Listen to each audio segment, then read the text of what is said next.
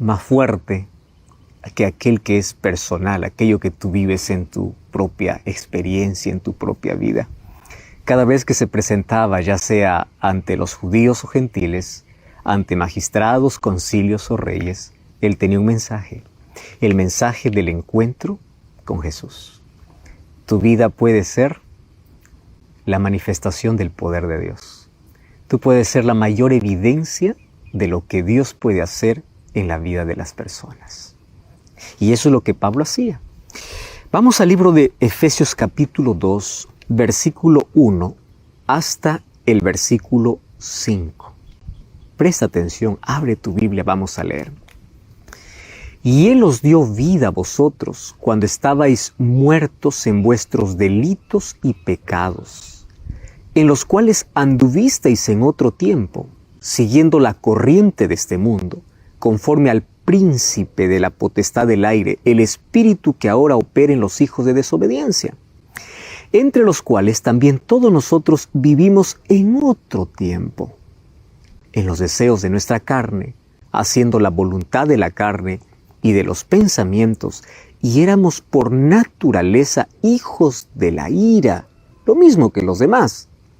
Pero Dios, que es rico en misericordia por su gran amor que nos amó, aun estando nosotros muertos en pecado, nos dio vida juntamente con Cristo. Por gracia sois salvos. Sabes que este texto es impresionante. Aquí en estos 5 versículos narra por lo menos 5 cosas interesantes para hoy comprender. Todos nosotros, al ser condenados por el pecado, porque todos somos pecadores, estuvimos muertos.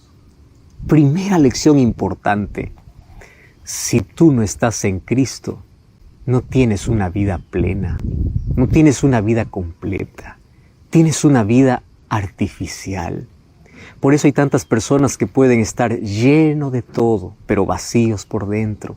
Personas que no encuentran sentido a la vida, a pesar de grandes logros, grandes conquistas, a pesar de que ellos en la vida pueden ascender cargos, pueden ser estrellas, pueden tener fama, pueden tener aplauso, pero por dentro están hechos pedazos. Una vida sin sentido, una vida sin rumbo, una vida sin propósito. La vida sin Cristo es una vida de muerte lenta. Y una vida de muerte pues no tiene propósito, no tiene esperanza, no tiene paz. Nosotros estuvimos muertos en vuestros delitos y pecados. Pero el versículo 2 es esperanza. Porque allí dice, esto aconteció en el pasado. Ahora ustedes no están más muertos. ¿Y qué cosa es lo que cambió en la vida de aquel que pasa de muerte a vida? Mira el versículo 2. En otro tiempo ustedes anduvieron siguiendo la corriente de este mundo. Segunda lección aquí interesante. ¿Qué significa estar muerto en el pecado? Seguir la corriente del mundo. El mundo está programado para desobedecer a Dios. Y las personas a menudo siguen lo que los otros hacen. Cada vez aparecen nuevas tendencias, nuevas corrientes filosóficas, nuevas cosas que parecen atrayentes, sin embargo desvían la atención de aquello que es importante. Se desvían de los principios. Así que si antes andabas en esa corriente, significa que ahora estás en contracorriente. Es fácil nadar junto a la corriente, difícil es ir en contra de ella. Ahora fíjate lo importante, aquel que está en Cristo tiene que a veces andar en contramano de la vida. Sus gustos son diferentes, sus preferencias son diferentes, sus reuniones son diferentes, sus prioridades son diferentes, porque anda en contra de la corriente. Mientras el mundo va en una dirección, tú vas en otra dirección, y el mundo no lo va a entender. Pero aquellos que salieron de muerte a vida no siguen más la corriente de este mundo, no siguen más al príncipe de la potestad del aire. Aquí está hablando de Satanás. Versículo 3, ustedes vivieron en otro tiempo. Número 3, aquí, tercera lección. Aquel que está muerto en pecado sigue sus propios deseos de la carne. Fíjate, el apóstol Pablo nos dice que hay dos maneras de vivir: guiados por nuestros deseos o guiados por el Espíritu. Cada uno elige. O eres guiado por tus deseos de la carne, o eres guiado por el Espíritu de Dios. Gálatas capítulo 5, versículo 19 en adelante, habla acerca de los frutos de la carne, de los deseos de la carne y de los frutos del Espíritu. La diferencia es que dice, cuando estabas muerto en el pecado, tú andabas de acuerdo a tus propios deseos. Las personas hoy andan de acuerdo a sus sentimientos, de acuerdo a sus emociones, no de acuerdo a sus convicciones y principios. Y el cristiano anda de manera diferente. Ahora fíjate lo extraordinario, número 4. ¿Cómo es que pasaste de muerte a vida? Es que Dios es rico en misericordia y por su gran amor nos amó aun cuando estuvimos en esa condición. Versículo 5, porque aunque estábamos muertos en el pecado, nos dio vida juntamente con Cristo.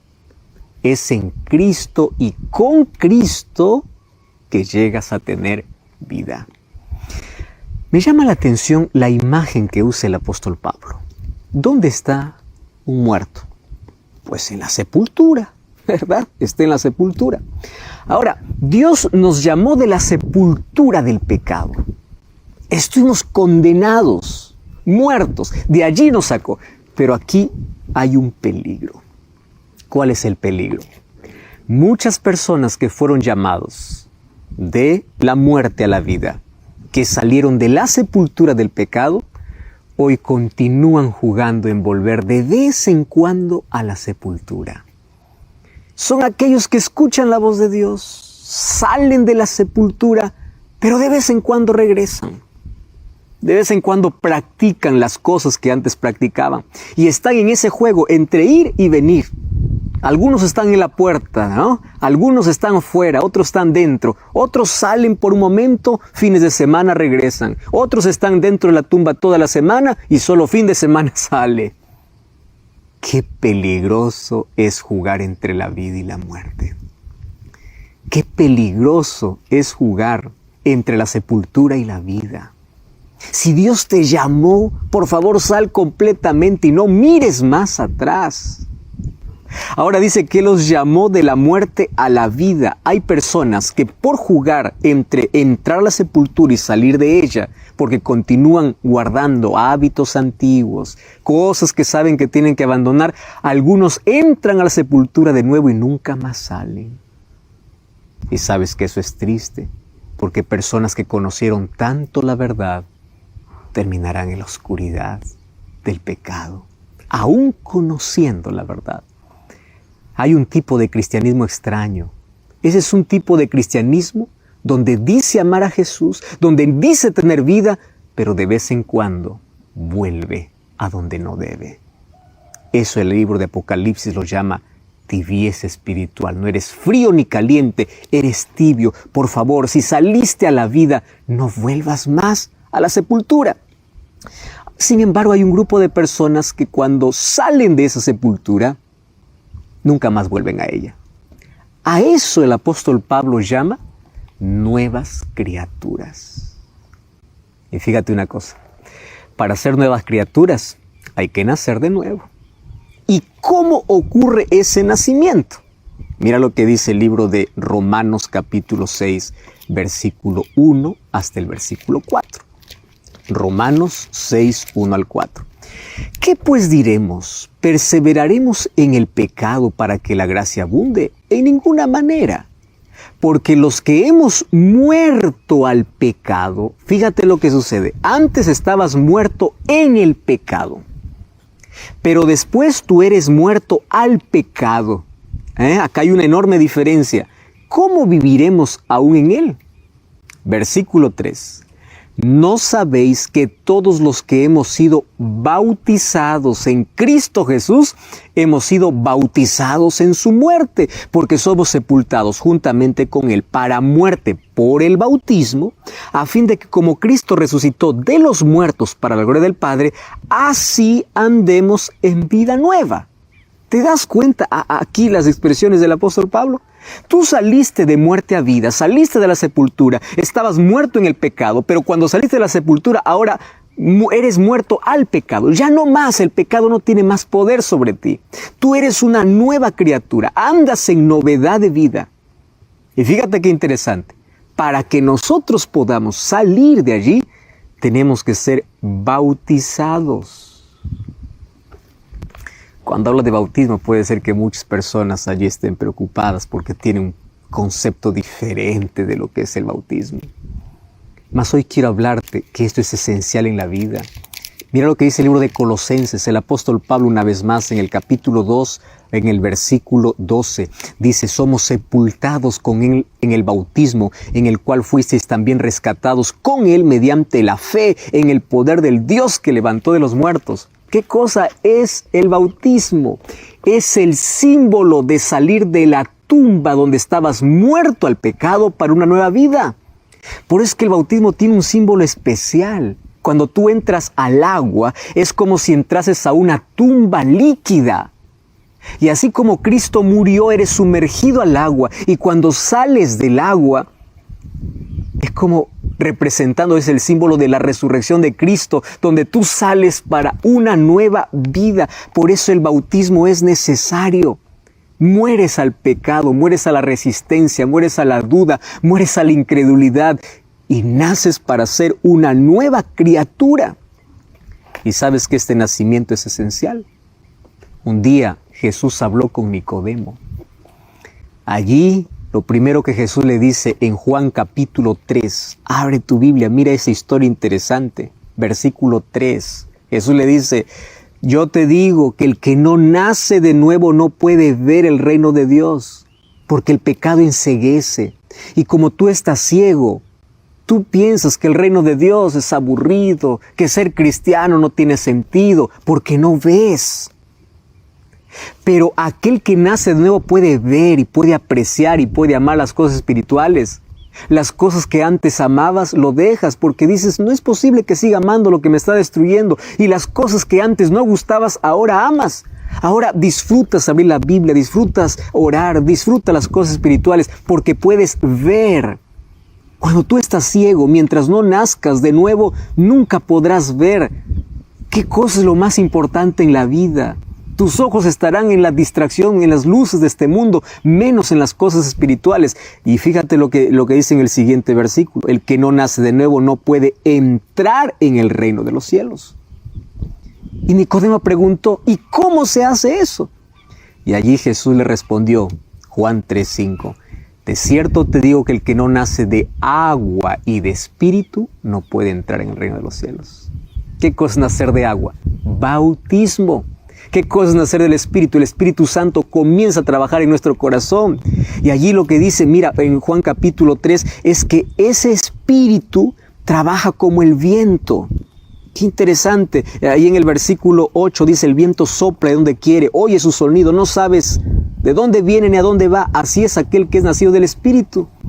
Quiere decir que aquel que nace del Espíritu no sabe cómo el Espíritu Santo comienza a trabajar en su corazón para poder transformarlo, para poder hacerle una nueva criatura. Ese es el poder que Dios quiere actuar en tu vida. Nace del Espíritu y el Espíritu Santo, antes de tu entrega a Cristo, llama a tu corazón para convencerte, pero después que te entregas a Cristo, transforma tu corazón para hacerte semejante a Jesucristo. Aquel que no nace de nuevo no puede ver el reino de los cielos y no puede entrar. Para el apóstol Pablo, nacer de nuevo es pasar de muerte a vida. Y ese pasar de muerte a la vida tiene un símbolo llamado bautismo. La pregunta es, ¿y qué significa nacer realmente de nuevo?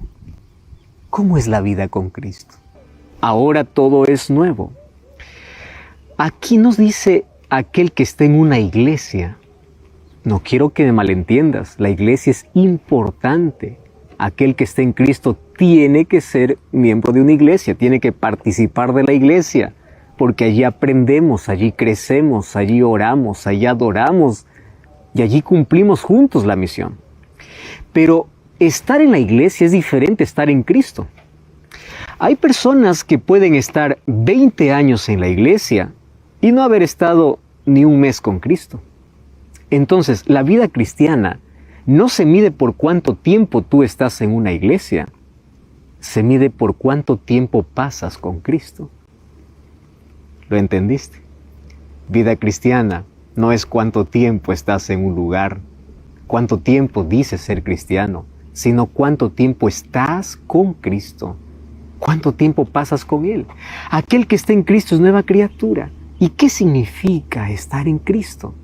El apóstol Pablo, en sus diferentes cartas, nos dice lo que realmente significa. El libro de Gálatas capítulo 3, versículo 27 dice así: porque todos los que habéis sido bautizados en Cristo, de Cristo sois revestidos. ¿Sabes qué cosa es lo interesante? Que en la Biblia se usa mucho la palabra vestimenta para hablar del carácter y de la justicia de Cristo en la vida del ser humano. Una vida sin Jesús está desnuda. Apocalipsis capítulo 3, versículo 17 en adelante dice: tú dices que eres rico, me he enriquecido con todo, pero no sabes que eres un pobre, miserable, ciego y desnudo. Y yo te aconsejo que de mí compres vestiduras, haciendo referencia a la justicia de Cristo. ¿Recuerdas qué fue lo que aconteció cuando Adán y Eva pecaron en el jardín del Edén? Perdieron aquellas vestiduras sagradas, aquellas vestiduras de luz, de santidad, y se vieron desnudos. En su desesperación, para poder solucionar su problema, fueron a buscar hojas de higuera para poder cubrirse. Y eso es todo lo que el ser humano puede hacer para poder cubrir su desnudez. Miserables hojas de higuera, mas Cristo quiere revestirte. Y aquí dice que aquel que está en Cristo no más está desnudo. Aquel que está en Cristo está revestido de Cristo. ¿Qué más significa estar en Cristo? El libro de 2 de Corintios, capítulo 2. Mira lo que dice el versículo 18. 2 de Corintios, capítulo 2, o versículo 14.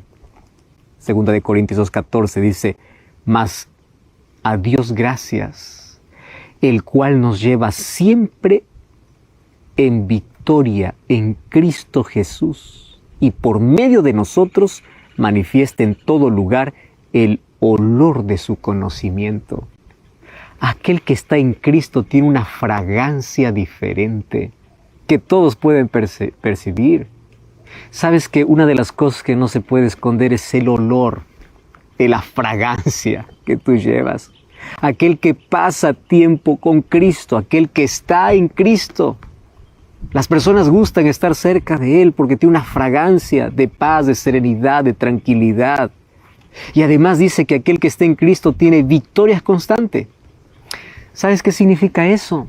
Eso significa de que aquel que está en Cristo lucha. Porque la vida es una lucha constante.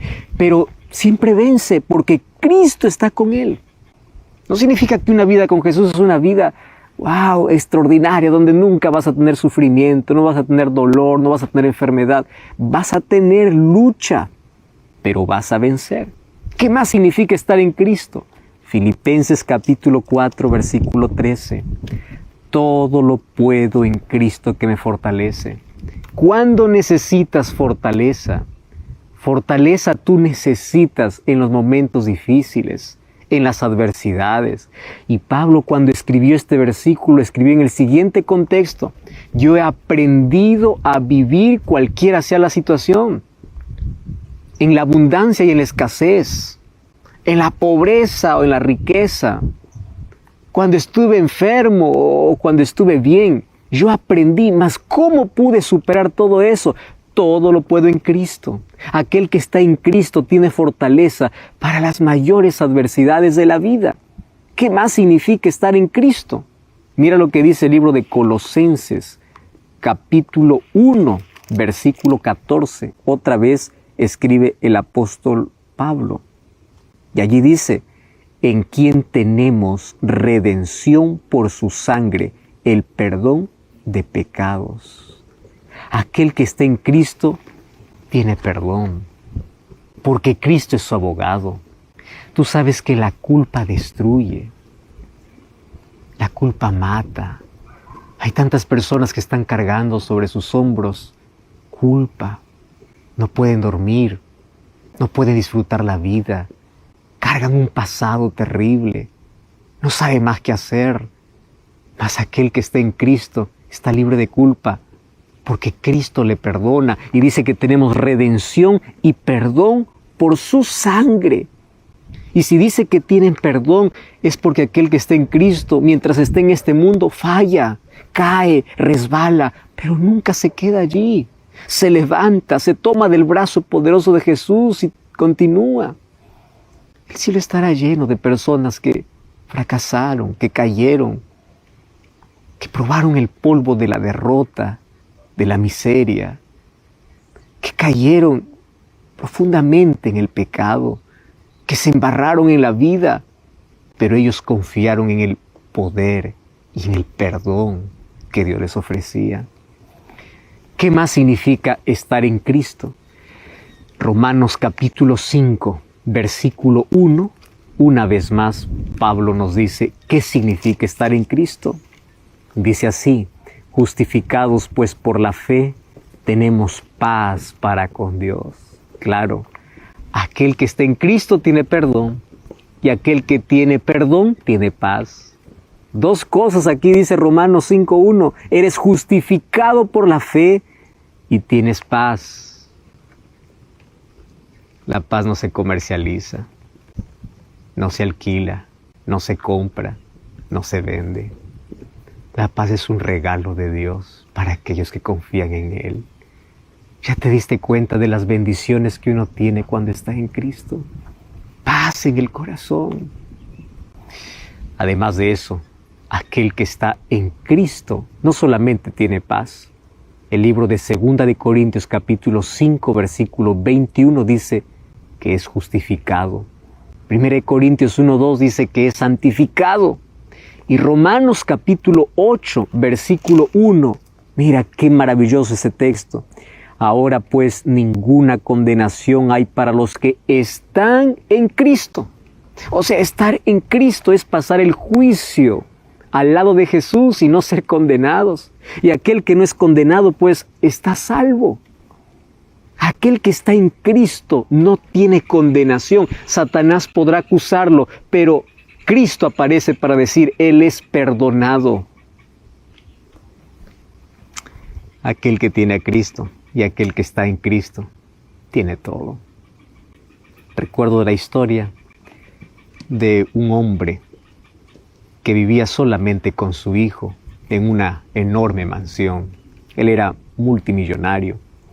Le gustaba coleccionar las grandes y mejores obras de arte del mundo, las más caras. Un día su hijo tuvo que ir a la guerra. Y bueno, cuando van a la guerra uno no sabe si volverá. Y ocurrió la tragedia que probablemente tenían miedo que suceda. El hijo no volvió porque murió allí en el combate. Pasado algunos días, mientras estaba en ese proceso de dolor, allí por la pérdida del hijo, un día aparece un soldado tocando la puerta de la casa de este hombre, con un cuadro allí en las manos. Cuando abre la puerta, le dice, Señor, usted no me conoce, pero quiero que sepa que yo estoy eternamente agradecido con usted y con su hijo. Su hijo me habló mucho de usted. Me dijo que a usted le gusta coleccionar grandes cuadros, de la relación que usted y su hijo tenía, y sé cuánto lo amaba. Pero aquí estoy para agradecerle a usted, ya que no pude agradecerle a su hijo, porque yo debía morir, mas su hijo por rescatarme murió, y yo me siento deudor. Yo siento que él dio su vida por mí. Y sabe, yo no puedo recompensar todo eso, mas yo en mis tiempos libres soy pintor. Así que yo decidí hacer un cuadro con el retrato de su hijo. Y aquí está, no será como las grandes pinturas que usted tiene, pero para que usted pueda por lo menos tener un recuerdo de mi cariño hacia él. En ese momento el padre recibió aquel cuadro y lo colocó en el mejor lugar donde están las obras más caras que él había comprado. Y allí, cada vez que alguien lo visitaba, lo primero que le enseñaba era el cuadro de su propio hijo. Un día este hombre murió Y cuando murió, Él dejó un testamento para que se subasten todas las cosas. Llegó el día para poder subastar, la gente estaba reunida, todos allí queriendo las mejores obras de arte. Y cuando llegó el momento de la subasta, el subastador dijo, bueno, vamos a comenzar por el primer cuadro, y era el cuadro del Hijo.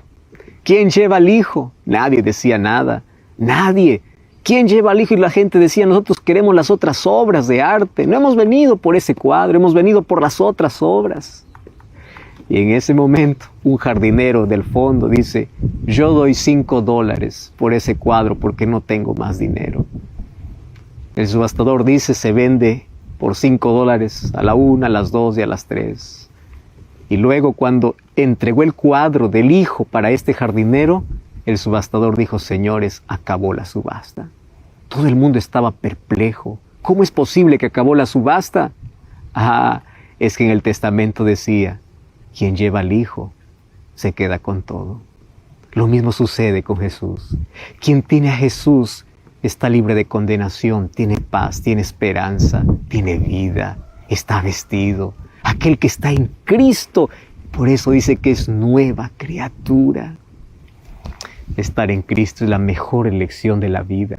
Y ya vimos que para estar en Cristo tenemos que aceptarlo como Salvador y ser bautizados, pasar de muerte a vida. Aquel que está en Cristo tiene un nuevo carácter. Juan, cuando llegó a Jesús, tenía un temperamento terrible.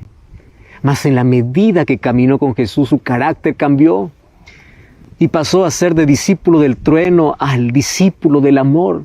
Eso es lo que hace Dios, aquel que está en Cristo. Dios restaura la imagen degenerada por el pecado, la imagen que nos ha deformado el pecado, puede ser transformado por el poder de Jesús, porque Él ingresa a los cuartos más oscuros de la vida para iluminar, para curar las heridas. Aquel que está en Cristo tiene nuevos hábitos, nuevos gustos, nuevas preferencias. Aquel que está en Cristo tiene nuevos sueños. Filipenses 3:20 dice que sueña con su verdadera ciudadanía, que es el cielo. Gálatas 2:20 dice que ahora es Cristo quien vive. Primer lugar está Cristo, más que cualquier cosa de esta vida. Aquel que está en Cristo, Juan 15:5 dice, este lleva mucho fruto. ¿Y qué fruto? Gálatas capítulo 5, 19 y 20 dice que es el fruto del amor que produce el Espíritu Santo. Nadie puede decir, estoy cerca de Cristo y está distanciado de los demás. Nadie puede decir que está en Cristo y tiene odio en su corazón. Aquel que está en Cristo, aquel que está más cerca de Dios, está más cerca de los demás, en compasión, en actos de servicio, en amor. Porque aquel que está en Cristo tiene frutos. Aquel que está en Cristo supera las adversidades de manera diferente. Incluso cuando llega la muerte, para robarte el ser que más amas. 1 Tesalonicenses capítulo 4, versículo 13, dice que tenemos una tristeza diferente, porque esta es una tristeza con esperanza. Probablemente has perdido un ser querido, te sientes solo, has perdido un hijo, una hija, al padre, a una madre, a un amigo que tanto amabas. Y en ese dolor tú no sabes qué hacer, te asfixias, pasas noches enteras sin dormir. Vas a visitar aquel cuarto donde estaba aquel ser que amabas y los recuerdos te torturan. La vida se ha tornado difícil, te sientes solo, mas quiero que sepas que aquel que esté en Cristo tiene fortaleza para que la esperanza pueda abrazarte en este momento de dolor, pueda consolarte en los momentos más difíciles de la vida. Aquel que está en Cristo no solamente tiene una nueva visión de la vida, tiene una nueva manera de enfrentar las adversidades. Aquel que está en Cristo tiene esperanza. Y dice Pablo, para estar en Cristo hay que aceptarlo como Salvador. Y aquel que lo acepta como Salvador pasa por la linda experiencia de ser bautizado. ¿Ya tomaste esa decisión? ¿Ya aceptaste a Jesús en tu vida? ¿Ya aceptaste ser bautizado? ¿Qué cosa estás esperando? ¿No ves todas las bendiciones que te estás perdiendo por no haber aceptado aún a Jesús? Ahora tú te preguntas, pastor, ¿por qué es tan importante el bautismo? ¿Acaso no puedo aceptar a Jesús solamente en silencio? ¿Acaso eso no es suficiente? Déjame explicarte ahora por qué es importante ser bautizado. ¿Por qué es importante el bautismo en la experiencia de alguien que conoció a Jesús? El bautismo está relacionado siempre con agua, y el agua es el símbolo de purificación, de limpieza. Y hoy vamos a ver por qué este es el símbolo de entrada o es el símbolo de aceptación en el reino de los cielos.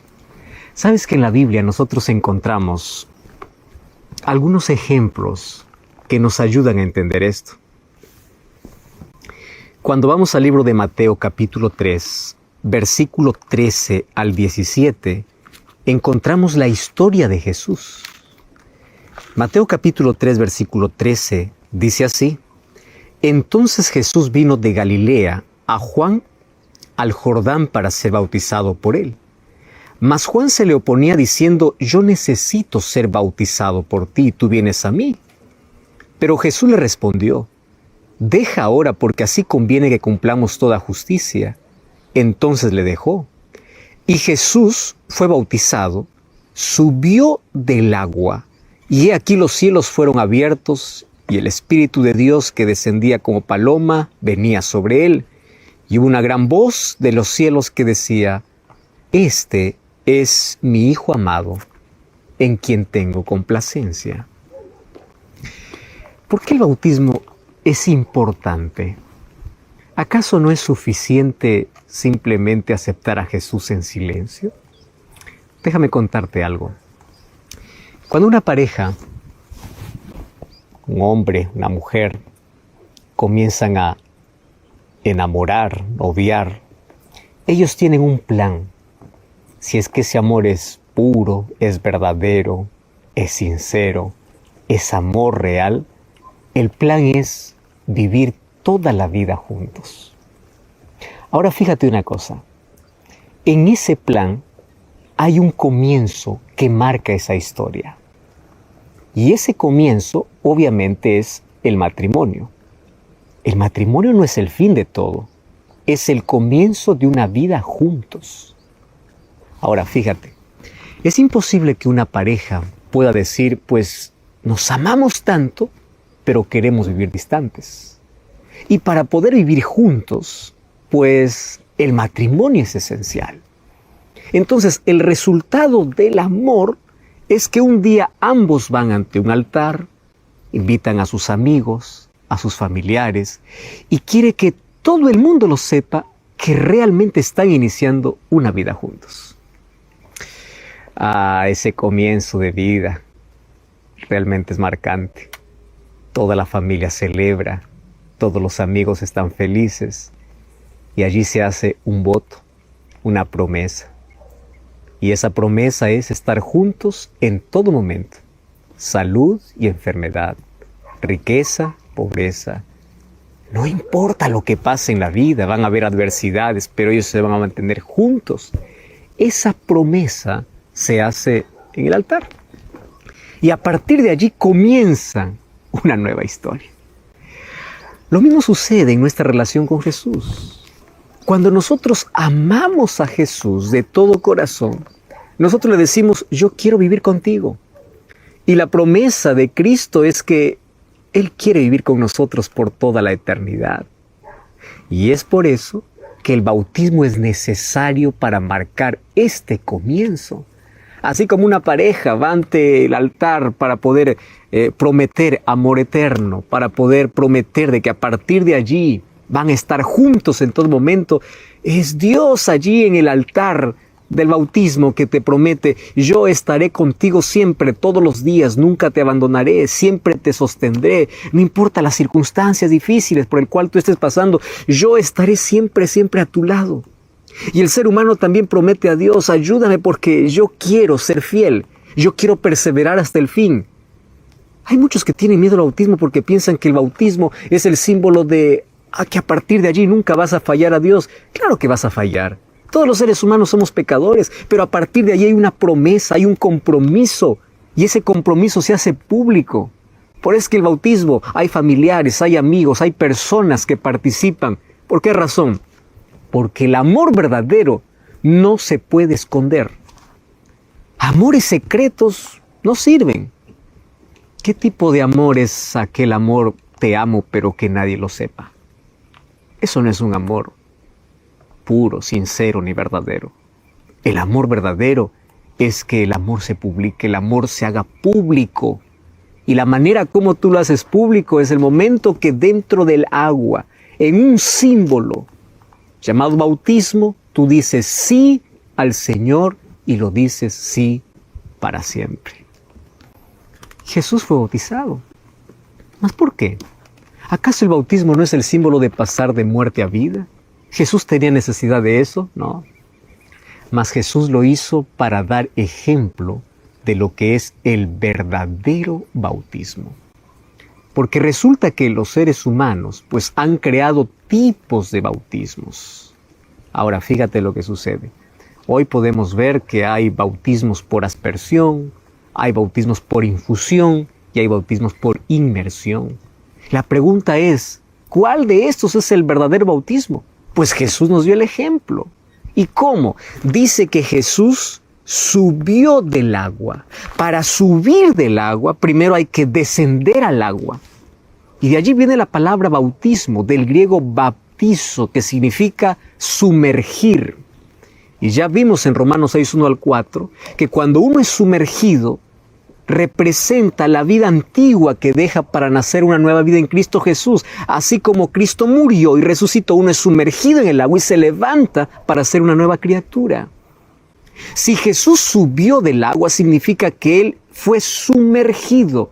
Entonces, el bautismo verdadero, bíblico, es el bautismo por inmersión, donde tú entras al agua y el agua representa una sepultura líquida donde mueres al pecado para nacer a una nueva vida al lado de Cristo.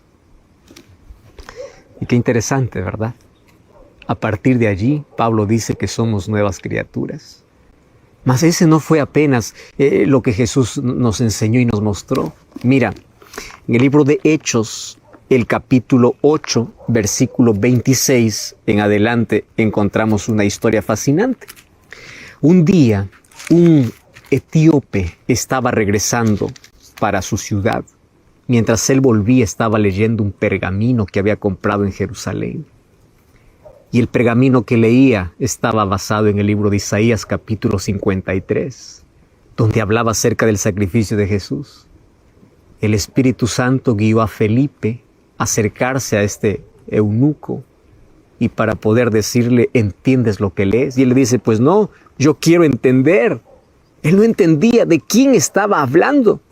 Y bueno, allí Felipe le explica, y después que le explica y le anuncia el Evangelio de Jesús, dice el versículo 35, yendo por el camino, el versículo 36 del capítulo 8 de Hechos, llegaron a cierto lugar donde había agua, y dijo el eunuco, aquí hay agua, ¿qué impide que yo sea bautizado? Y Felipe le dijo, si crees de todo corazón, puedes. Y él respondió, creo que Jesucristo es el Hijo de Dios. Mandó parar el carro, descendieron ambos al agua, y Felipe y el eunuco, y le bautizó. Otra vez, descendieron al agua. Mas ese es un pedido de aquel que realmente dice amar a Dios. Yo quiero demostrarlo, yo quiero ser bautizado.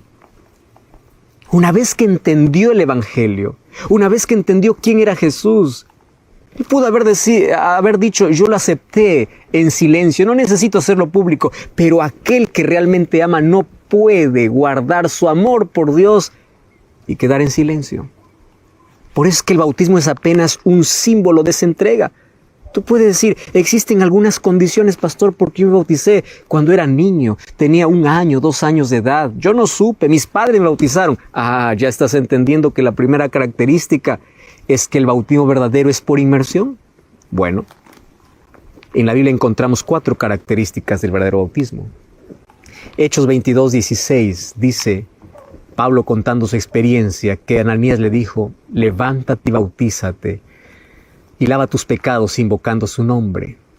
¿Existe una edad para ser bautizado? La primera condición es que tú tienes que ser consciente. Un bebé de 3 meses, de 1 año, no es consciente de lo que está sucediendo aún.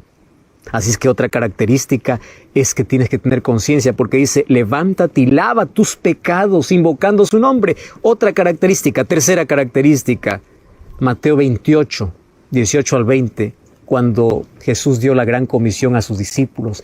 Vayan por todo el mundo y prediquen el evangelio.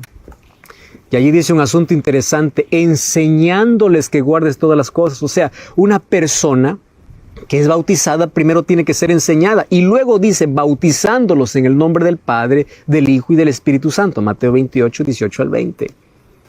Una persona antes de ser bautizada tiene que ser enseñada. Tú ya seguiste esta serie especial. Ya conoces del amor de Jesús. Ya conoces los principios eternos. Tenemos una cuarta característica, claro, Marcos 16:16 dice, el que creyere y fuere bautizado será salvo. O sea, para ser bautizado hay que creer. ¿En qué cree un niño de 1 año de edad?